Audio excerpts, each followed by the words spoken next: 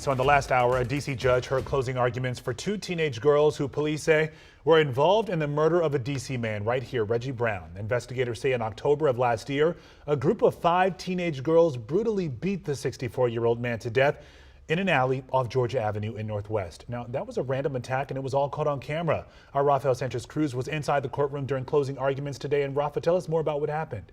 Tonight, all evidence indicates that this was a senseless crime. 2 out of the 5 girls involved in the attack have already been sentenced, but today's closing arguments were for a 14-year-old girl and a 13-year-old girl who was just 12 at the time of the attack. Both are facing multiple charges, including first-degree murder. Now, prosecutors with D.C.'s Attorney General's office argued today that Reggie Brown, a small and frail man weighing just 110 pounds, was chased, dragged into an alley, whipped with his own belt, kicked and brutally stomped to death by 5 girls. Why did the attack happen? Prosecutors say that 5 girls simply set out to fight someone and they found Brown, who was already being beaten up by another man.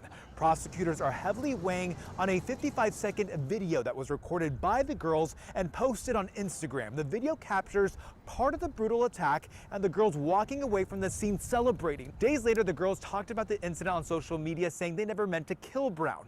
The defense of the 14-year-old girl argued that their client was never part of the attack and there's no DNA evidence pinning her to the crime. The 13-year-old's defense insisted the girl did not set out to kill that night. Now, what we do know is that earlier the day, 5 girls did attack someone else in Silver Spring. Both girls are due back in court on November 18th.